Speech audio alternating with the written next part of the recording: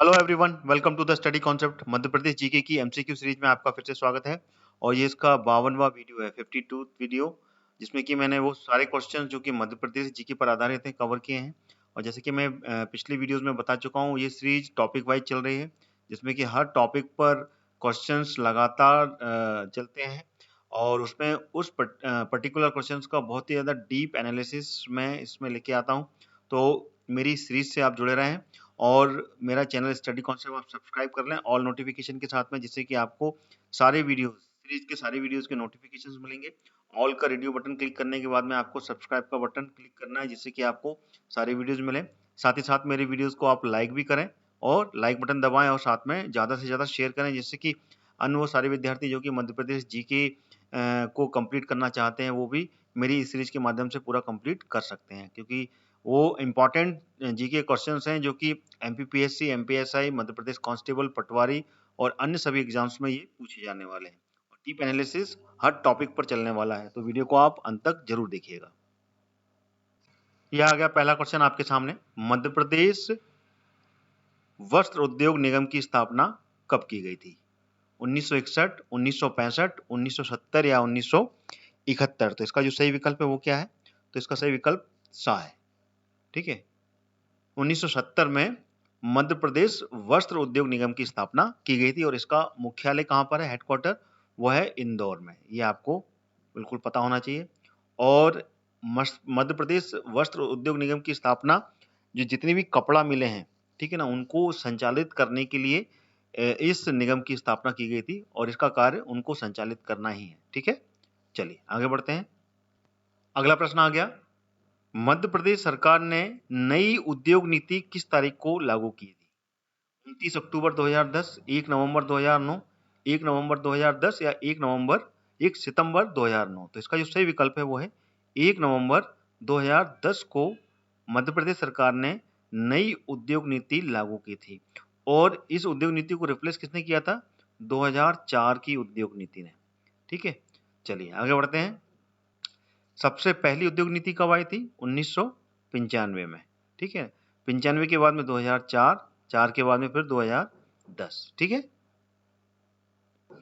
अगला प्रश्न आ गया, नई उद्योग नीति 2010 के अनुसार कितनी राशि से ज्यादा की स्थायी पूंजी निवेश करने वाले उद्योग को मेगा प्रोजेक्ट माना जाएगा? 15 करोड़ से अधिक, 20 करोड़ से अधिक, 25 करोड़ से अधिक या फिर 30 करोड़ से अधिक? तो इसका सही विकल्प है सा, 25 करोड़ से अधिक की जो राशि इन्वेस्ट करेगा, ठीक है ना, उस उद्योग समूह को मेगा प्रोजेक्ट में लिया जाएगा। अगला प्रश्न आ गया आपके सामने, प्रदेश में एल्कलाइट फैक्ट्री कहां पर है? इंदौर में, मंडीदीप में, नीमच में या फिर धार में? तो इसका सही विकल्प है नीमच। नीमच में है एल्कलाइट फैक्ट्री और इसकी स्थापना कब हुई थी? ये ब्रिटिश काल से ही इसकी स्थापना हो गई थी, 1 अप्रैल 1935। ठीक है ना, और एल्कलाइट फैक्ट्री मतलब जो अफीम है, अफीम सबसे ज़्यादा कहाँ होती है? नीमच और मंदसौर में होती है। तो वहीं पे ये एल्कलाइट फैक्ट्री जो कि एक प्रकार के ये मान के चलिए कि अफीम के लिए ही पूरा जो संयंत्र है उसकी स्थापना यहीं पे की गई थी। तो एल्कलाइट फैक्ट्री है ये ना, एल्कोलाइट नहीं है, एल्कलाइट। ठीक है, ये क्लियर हो गया। चलिए आगे बढ़ते हैं। अगला प्रश्न आ गया, मध्य प्रदेश में सबसे बड़ा जो शक्कर का कारखाना है, चीनी का कारखाना, वो कहाँ स्थित है? छतरपुर, बरलाई, दतिया या फिर भिंड? तो इसका सही विकल्प है बरलाई। बरलाई में स्थित है सबसे बड़ा शक्कर का कारखाना, चीनी का कारखाना। इसके अलावा अन्य कारखाने भी हैं शक्कर के जो कि मध्य प्रदेश में स्थित हैं, जैसे कि ग्वालियर में है, मंदसौर में है, रतलाम में है, उज्जैन में है। जो ग्वालियर में है वो उसका नाम है डबरा शुगर मिल। डबरा जो तहसील है वहाँ पर है, ठीक है ना, डबरा में, ग्वालियर में जो स्थित है। और बाकी मंदसौर में जो है वो है दालोद में, ठीक है ना, जिसका नाम है जीवाजी शुगर मिल। ठीक है ना, जो मंदसौर में है, मंदसौर में जो है दालोद में, उसका नाम है जीवाजी शुगर मिल। और इसी के साथ में सेठ गोविंद दास शुगर मिल जो कि उज्जैन में है, ठीक है ना, महिदपुर रूट पर है जो उज्जैन में है। इसी तरीके से रतलाम में जो है वो जावरा शुगर मिल, ठीक है ना, जावरा जो शुगर मिल है वो रतलाम में है। ठीक है, क्लियर हो गया। तो इस तरीके से ये इंपॉर्टेंट है। इसके अलावा मुरैना में भी है शुगर मिल, ठीक है। और मुरैना में कहाँ पर है ये? केलारस में। भोपाल में भी है sugar mill, Bhopal sugar mill के नाम से सीहोर में है, अपडेट कीजिएगा, सीहोर में है ये, इसका नाम है Bhopal sugar mill, Bhopal sugar mill, ठीक है, ये सीहोर में है। तो ये सारी अन्य शुगर मिल हैं जो कि एग्जाम्स में बिल्कुल पूछी जा सकती हैं। इसको क्रमबद्ध तरीके से आपको ऐसे ही याद करना है। अगला प्रश्न आ गया, सीमेंट शीट उद्योग निम्नलिखित में से कहाँ स्थित है? बालाघाट, कटनी, होशंगाबाद या फिर टीकमगढ़? तो इसका सही विकल्प है टीकमगढ़। टीकमगढ़ में स्थित है सीमेंट उद्योग और इसकी शुरुआत 1923 में की गई थी, ठीक है ना, ब्रिटिश काल से ही इसकी शुरुआत कर दी गई थी, ठीक है। अगला प्रश्न आ गया, एशिया का सबसे बड़ा सोयाबीन का कारखाना कहाँ स्थित है? उज्जैन में, भोपाल, धार या जबलपुर? तो इसका सही विकल्प है उज्जैन।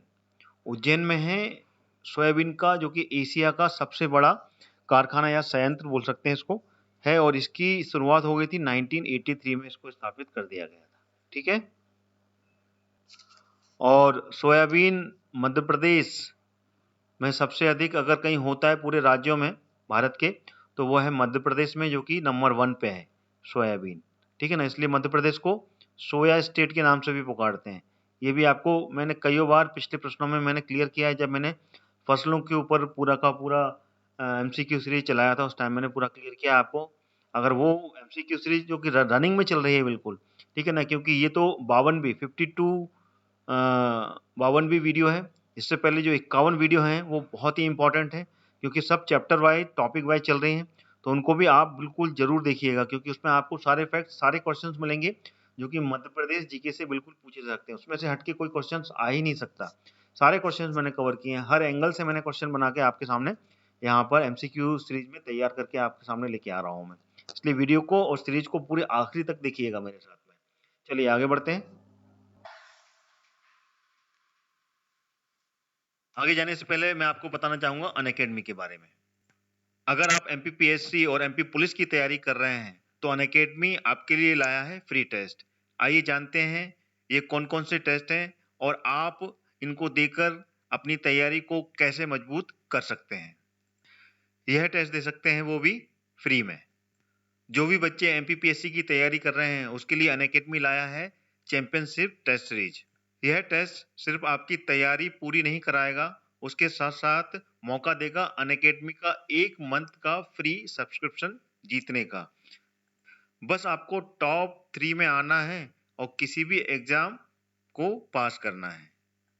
जो बच्चे एमपी पुलिस और एमपीएसआई की तैयारी कर रहे हैं उनको भी निराश होने की जरूरत नहीं है, आपके लिए भी सिमिलर अपॉर्चुनिटी है। आज ही हिस्सा लीजिए और अपनी तैयारी को मजबूत करें, पाएं मौका अनअकैडमी के सब्सक्रिप्शन जीतने का।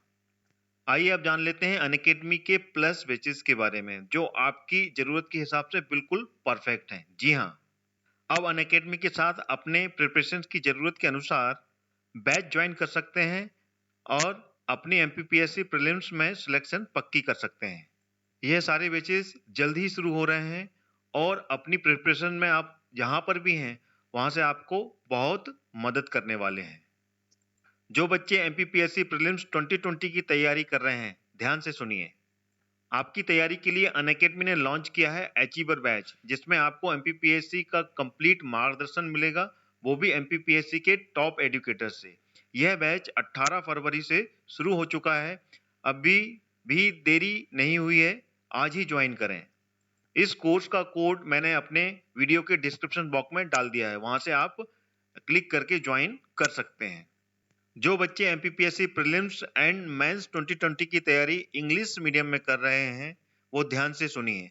आपकी तैयारी के लिए अनअकैडमी ने लॉन्च किया है फाउंडेशन बैच, जिसमें आपको एमपीपीएससी का कंप्लीट मार्गदर्शन मिलेगा, वो भी एमपीपीएससी के टॉप एजुकेटर से। यह बैच 18 फरवरी से शुरू हो चुका है, अभी भी देरी नहीं हुई है, इसे आप ज्वाइन कर सकते हैं। इसका भी लिंक मैंने वीडियो के डिस्क्रिप्शन बॉक्स में डाल दिया है, वहां से आप क्लिक करके इस कोर्स को ज्वाइन कर सकते हैं। जो बच्चे एमपीपीएससी प्रीलिम्स एंड मेंस 2020 की तैयारी हिंदी में कर रहे हैं वो भी ध्यान से सुनिए। आपके लिए अनअकैडमी ने लॉन्च किया है लक्ष्य एमपीपीएससी फाउंडेशन बैच, जिसमें आपको एमपीपीएससी का कंप्लीट मार्गदर्शन मिलेगा, वो भी MPPSC के टॉप एडुकेटर से। ये बैच 19 फरवरी से शुरू हो चुका है, अभी भी देरी नहीं हुई है, आप इसको ज्वाइन कर सकते हैं। इसका भी लिंक मैंने वीडियो के डिस्क्रिप्शन बॉक्स में डाल दिया है। अनअकैडमी में इंडिया के टॉप एडुकेटर्स आपको पढ़ाते हैं, तो आज ही ज्वाइन करें, देरी किस बात की है, और अपना लक्ष्य हासिल करें। और जब आप ज्वाइन करेंगे तो मेरा कोड यूज करना मत भूलिएगा। जैसे ही आप मेरा कोड यूज करेंगे, इंस्टेंट 10% का डिस्काउंट मिलेगा। मेरा रेफरल कोड है हरदयाल कुशवाहा, जो कि कैपिटल लेटर में लिखा हुआ है। तो जल्द ही इस ऑफर का फायदा उठाइए, आखिरी कुछ दिन ही शेष रह गए हैं। 1 मार्च से ये डिस्काउंट 10% से घटकर 5% हो जाएगा। तो आज ही सब्सक्राइब करें और मेरा रेफरल कोड लगाना मत भूलिएगा। जैसा कि मैंने बताया आपको, मेरा रेफरल कोड है कैपिटल लेटर में जो आपको लिखा हुआ है, हरदयाल कुशवाहा।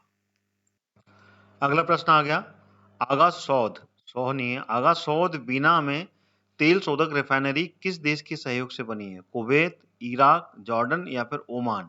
तो इसका सही विकल्प है ओमान। ओमान देश के सहयोग से ये बीना रिफाइनरी, जो कि बीना में है, जिसका नाम है आगा सौद, और ये सागर जिले के अंतर्गत आती है, ठीक है ना, सागर में है ये। और ये ओमान के सहयोग से ये रिफाइनरी है, और इसका उद्घाटन 2011 में मनमोहन सिंह, पूर्व प्रधानमंत्री मनमोहन सिंह के द्वारा किया गया था। ठीक है, चलिए आगे बढ़ते हैं। अगला प्रश्न आ गया, ग्रेनाइट काटने एवं पॉलिश करने का उद्योग मध्य प्रदेश के निम्नलिखित किस जिले में स्थित है? बैतूल, जबलपुर, दतिया या फिर सिंगरौली? इसका सही विकल्प है दतिया। ठीक है, दतिया में स्थित है ये ग्रेनाइट काटने और पॉलिश करने का जो उद्योग है।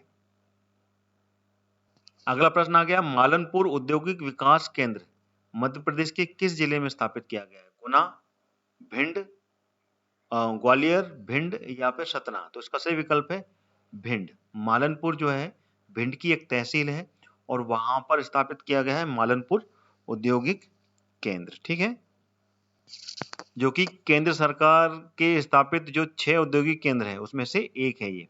ठीक है, इसका नाम है मालनपुर औद्योगिक विकास केंद्र। अगला प्रश्न आ गया, मध्य प्रदेश में एग्रो कॉम्प्लेक्स कहाँ स्थित है? ठीक है, में एग्रो कॉम्प्लेक्स कहाँ स्थित है? उज्जैन, छिंदवाड़ा, होशंगाबाद या विदिशा? तो इसका सही विकल्प है होशंगाबाद में स्थित है एग्रो कॉम्प्लेक्स। मध्य प्रदेश में टोटल कितने कॉम्प्लेक्स हैं? 4 कॉम्प्लेक्स हैं जो मेजर हैं, ठीक है ना, steel complex, leather complex, electronic complex और एग्रो कॉम्प्लेक्स। ठीक है, जो इसमें इलेक्ट्रॉनिक कॉम्प्लेक्स है वो कहाँ पर है? वो है इंदौर में, ठीक है ना, और लेदर कॉम्प्लेक्स कहाँ है? वो है देवास में। और कौन सा बताया था? स्टील कॉम्प्लेक्स जो है सागर में, ठीक है, और ये है छिंदवाड़ा में। इस तरीके से ये 4 मेजर कॉम्प्लेक्स हैं जो कि मध्य प्रदेश में स्थित हैं। ठीक है, याद रखिएगा। अगला प्रश्न आ गया, मध्य प्रदेश में कीटनाशक संयंत्र कहाँ स्थित है? भोपाल, होशंगाबाद, बीना या मुरैना? तो इसका सही विकल्प है बीना में है कीटनाशक संयंत्र। ठीक है ना, और ये बीना मैंने पिछले प्रश्न में बताया, जब मैंने रिफाइनरी के बारे में बताया था, तो बीना सागर जिले के अंतर्गत आता है। ठीक है, चलिए आगे बढ़े। अगला प्रश्न आ गया, भारत की प्रथम पेपर मिल कहाँ स्थापित की गई थी? इंदौर में, नेपानगर में, पुणे में या फिर बड़ोदरा में? तो इसका सही विकल्प है मध्य प्रदेश के बुरहानपुर के नेपानगर में सबसे पहली पेपर मिल स्थापित की गई थी, जिसको बोलते हैं न्यूज प्रिंट। न्यूज़पेपर की जो प्रिंट होते हैं, न्यूज़पेपर जिसमें प्रिंट किया जाता है, वो वाले पेपर मिल की स्थापना यहाँ पर की गई थी, और ये की गई थी 1948-49 में। ठीक है, क्लियर हो गया? चलिए आगे बढ़ते हैं। अगला प्रश्न आ गया, पीतमपुर को इस नाम से भी पहचाना जाता है? भारत का डेट्राइट, भारत का लौह शहर, भारत का सौर शहर या फिर शिक्षा का केंद्र? तो इसको कहते हैं भारत का डेट्राइट। क्यों कहते हैं? क्योंकि जितने भी ऑटोमोबाइल उद्योग हैं वो पीतमपुर में ही संचालित किए जाते हैं, इसलिए इसको भारत का डेट्राइट कहते हैं। ठीक है, क्लियर हो गया? अगला प्रश्न आ गया, मध्य प्रदेश के किस जिले में स्लीपर, जो रेलवे स्लीपर बनाने के कारखाने हैं, वो कहाँ स्थित है? सीहोर में, होशंगाबाद में, भोपाल में या फिर बैतूल में? तो इसका सही विकल्प है सीहोर में स्थित है, सीहोर जिला। और सीहोर जिले की किस में है? बुधनी में, ये बिल्कुल क्लियर होना चाहिए, बुधनी तहसील में है ये स्लीपर बनाने का, जो स्लीपर कोच है ना उसको बनाने का कारखाना। ठीक है, चलिए आगे बढ़ते हैं। अगला प्रश्न आ गया, मध्य प्रदेश में डीजल इंजन का जो संयंत्र है वो कहाँ पर स्थित है? इंदौर में, भोपाल में, सागर में या विदिशा में? तो इसका जो सही विकल्प है वो क्या है? डीजल ईंधन का संयंत्र वो है इंदौर में। इंदौर इसका सही विकल्प है, इंदौर में है। इसी तरीके से जो प्रदेश का पहला डीजल लोकोमोटिव, जो डीजल लोकोमोटिव इंजन है उसका संयंत्र कहाँ पर है बताइए? तो उसका संयंत्र है सीहोर में। ठीक है ना, सीहोर में स्थापित किया गया है डीजल लोकोमोटिव का। ये बिल्कुल याद होना चाहिए क्योंकि यही प्रश्न है जो कि बार बार पूछे जाते हैं, डीजल लोकोमोटिव। ठीक है, ये सीहोर में है। चलिए आगे बढ़ते हैं। अगला प्रश्न आ गया, मध्य प्रदेश में कृषि उद्योग विकास निगम के द्वारा पहला सेलरिच जैविक खाद संयंत्र कहाँ स्थापित किया गया है? इंदौर में, उज्जैन में, देवास में या फिर भोपाल में? तो भोपाल इसका सही उत्तर होगा। भोपाल में स्थापित किया गया है ये सेलरिच जैविक खाद संयंत्र, ये याद रखिएगा। चलिए आगे बढ़ते हैं। अगला प्रश्न आ गया, मध्य प्रदेश में पहला डीजल लोकोमोटिव संयंत्र किस जिले में स्थापित किया गया है मतलब? तो ये मैं आपको बता चुका हूँ पिछले प्रश्न में ही, आप बता सकते हैं इसका आंसर, भोपाल, इंदौर, सीहोर और जबलपुर। तो ये सीहोर में है, मैंने आपको पहले ही बता दिया, सीहोर जिले में स्थापित है ये। ठीक है ना, डीजल लोकोमोटिव संयंत्र। अगला प्रश्न आ गया, पीलूखेड़ी औद्योगिक केंद्र किस जिले में स्थित है? और ये केंद्र सरकार के द्वारा स्थापित जो 6 केंद्रीय उद्योग हैं उसमें से एक है पीलूखेड़ी। कहाँ पर है ये? भिंड, पन्ना, धार या राजगढ़? तो इसका सही विकल्प है राजगढ़। ठीक है ना, राजगढ़ जिले में है ये। और राजगढ़ जिला किस में आता है? भोपाल संभाग में आता है। ये क्लियर होना चाहिए, भोपाल संभाग। संभागों के बारे में बिल्कुल जानना आवश्यक है क्योंकि क्वेश्चंस कहीं ना कहीं केमिस्ट्री बनती है हर जिले और संभाग में, तो बिल्कुल याद रखना है आपको। अगर संभाग के बारे में आप नहीं जानते हैं तो मेरा वो वीडियो जरूर देखिएगा जिसमें मैंने संभाग के बारे में पूरी जानकारी आपको दी है। प्लेलिस्ट से देख लीजिएगा, उसमें प्लेलिस्ट में सारे वीडियोस पड़े हुए हैं। चलिए आगे बढ़ते हैं। अगला प्रश्न आ गया, मध्य प्रदेश में रक्षा उद्योग किस जिले में केंद्रित है? भोपाल, ग्वालियर, इंदौर या जबलपुर? तो इसका सही विकल्प है जबलपुर। जबलपुर में स्थित है और जितने भी रक्षा से संबंधित जो भी उद्योग हैं वो पूरे गवर्नमेंट्स के हैं और उनका स्थापित जबलपुर में किया गया है। जैसे कि ऑर्डिनेंस फैक्ट्री खमरिया, जिसमें कि युद्ध की सामग्री बनती है। गन कैरेज फैक्ट्री जबलपुर, ठीक है ना, जिसमें उसमें भी युद्ध की सामग्री ही बनती है। व्हीकल फैक्ट्री जबलपुर, है ना, और ग्रे आयरन फैक्ट्री जिसमें कि कच्चा लोहा तैयार किया जाता है। और जो व्हीकल फैक्ट्री जबलपुर है जिसकी स्थापना 1955 में की गई थी, उसमें जितने भी हैवी व्हीकल हैं जो कि डिफेंस के लिए उपयोग किए जाते हैं वो सारे जबलपुर हैवी जो व्हीकल फैक्ट्री है उसमें तैयार किए जाते हैं। ठीक है, तो जितने भी मध्य प्रदेश में उद्योग से केंद्रित, वो रक्षा उद्योग से केंद्रित जो भी उद्योग है वो मैक्सिमम जबलपुर में है। ठीक है, अगला प्रश्न आ गया, नॉर्दर्न कोल फील्ड लिमिटेड का जो मुख्यालय है मध्य प्रदेश में कहाँ स्थित है? शहडोल, सिंगरौली, सतना या फिर सीधी? तो इसका सही विकल्प है सिंगरौली में है ये, जो कि कोल माइन से रिलेटेड लिखा हुआ है ना, कोल फील्ड से रिलेटेड है। और सिंगरौली में ही सेकंड कैटेगरी का जो कोयला है बिटुमिनस वो यहाँ पे प्राप्त होता है। और सिंगरौली का 2500 वर्ग किलोमीटर का जो एरिया है वो पूरा कोयले से घिरा हुआ है। ठीक है ना, कोयला पाया जाता है यहाँ पर, जो कि सेकंड लार्जेस्ट बेल्ट है कोयले के लिए। जो फर्स्ट लार्जेस्ट बेल्ट है वो है शहडोल में। शहडोल में कहाँ पर है वो? सुहागपुर में, जो मैं आपको पहले ही बता चुका हूँ, सुहागपुर में है, जो कि कितना है 4000 वर्ग किलोमीटर का अधिक क्षेत्र का बेल्ट है यहाँ पे कि कोयला पाया जाता है। ठीक है, तो इससे रिलेटेड है। और ये जो नॉर्दर्न कोल फील्ड लिमिटेड है ये भारत की जो मिनी रत्न जिसे जिसे कहते हैं मिनी रत्न, एक नवरत्न होते हैं, एक मिनी रत्न होते हैं, तो ये मिनी रत्नों में से एक कंपनी है ये नॉर्दर्न कोल फील्ड लिमिटेड। ठीक है, अगला प्रश्न आ गया, जेलेटिन बनाने का कारखाना कहाँ स्थित है? जबलपुर में, रीवा में, सतना में या फिर इंदौर में? तो इसका सही विकल्प है जबलपुर में। जिलेटिन बनाने का कारखाना जबलपुर में स्थित है। अगला प्रश्न आ गया, मध्य प्रदेश में स्टेनलेस स्टील कॉम्प्लेक्स कहाँ स्थित है? मैं बता चुका हूं आपको पहले जब मैंने चारों कॉम्प्लेक्स के बारे में बताया था। इंदौर, छिंदवाड़ा, सागर या फिर देवास? तो इसका सही विकल्प है सागर में। सागर इसका बिल्कुल सही विकल्प है। इसमें चारों ऑप्शन दिए हुए हैं। देखिए स्टेनलेस स्टील के बारे में तो आंसर यहाँ पे आ ही गया। इंदौर में क्या है? इंदौर में है इलेक्ट्रॉनिक कॉम्प्लेक्स, इलेक्ट्रॉनिक्स कॉम्प्लेक्स है। छिंदवाड़ा में क्या है? छिंदवाड़ा में है एग्रो कॉम्प्लेक्स, ठीक है ना, AGRO sorry, agro complex. Dewas में क्या है? देवास में है लेदर कॉम्प्लेक्स, ठीक है। तो ये चारों कॉम्प्लेक्स के चारों यहाँ पे ऑप्शन आ गए आपके सामने। इनको आपको ऐसे ही याद रखना है, ठीक है ना। इलेक्ट्रॉनिक कॉम्प्लेक्स इंदौर में है, छिंदवाड़ा में एग्रो कॉम्प्लेक्स है, सागर में स्टेनलेस स्टील कॉम्प्लेक्स है और देवास में लेदर कॉम्प्लेक्स है। 4 मेजर कॉम्प्लेक्स मध्य प्रदेश के यही है, ठीक है। और बार बार इस पे क्वेश्चंस घूम फिर के आते हैं, आपको रट लेना है इसको। अगला प्रश्न आ गया, मध्य प्रदेश का कौन सा जिला अफीम एल्कलाइड बनाने के लिए प्रसिद्ध है? देखिए क्वेश्चन थोड़ा सा घुमा दिया है। पिछले ही प्रश्नों में मैंने इसके बारे में पूछा है आपसे, तो इसका आंसर आप आराम से बता सकते हैं। इसका आंसर सा वाला है, ऊपर विकल्प ऊपर नीचे हो गए हैं। नीमच मैंने पहले ही बता दिया और इसकी मैंने स्थापना का दिन भी बताया था और सन भी बताया था। अप्रैल 1935 में इसकी स्थापना कर दी गई थी, ठीक है ना। जो एल्कलाइड फैक्ट्री है, अफीम एल्कलाइड है ना, क्योंकि इसमें अफीम से ही एल्कलाइड बनाया जाता है। क्योंकि नीमच में और मंदसौर, ये जो 2 क्षेत्र हैं यहाँ पे की अफीम की ज्यादा खेती होती है, ठीक है। अगला प्रश्न आ गया 25वां और इस वीडियो का ये आखिरी क्वेश्चन है।